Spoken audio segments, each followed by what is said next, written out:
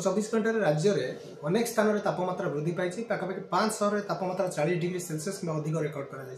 खास करके देखिए बहुत टिटलागढ़ बलांगीर भवानीपाटना नयागढ़ ये जो 4टी सहर रही है 40 डिग्री तापमात्रा चलित वर्ष प्रथम थर पर छुई सहित पाखापाखि 10टी सहर में देखा 39 डिग्री कि अधिक तापमात्रा रेकर्ड कर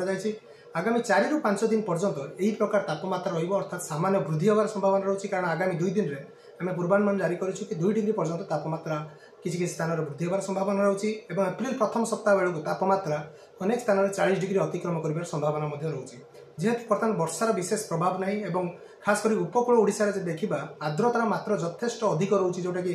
50 ରୁ 70% मध्य दिन तमाम रोचे ता सहित तापमात्रा देखा 36 ରୁ 38 डिग्री पर्यंत रोचे तेणु उभय तापमात्रा जलीय बाष्पर जो आर्द्रता रोचे प्रभाव में आमर खास करके या प्रभाव में ये जो अनुभूत तापमात्रा अधिक रोचे सहित गुड़गुड़ी अधिक ता सहित रात्रि तापमात्रा स्वाभाविक तुलन में अनेक स्थान में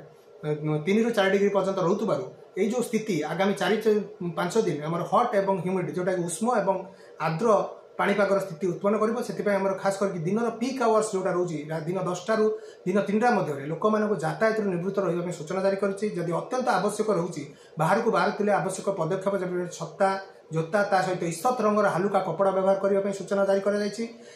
सहित आम देखा जो वयस्क व्यक्ति छोट पिला एवं आम जो रोचे महिला मानक यही जो खरार सीधा सड़क भाव दूरे रही सूचना जारी कर पर्याप्त परिमाण में पानी ग्रहण करने सहित आमर जो रोचे चाषी भाई मैंने से जो पनीपरिया जो विभिन्न खाद्य शस्य रोचे से जलसेचन सूचना जारी कर।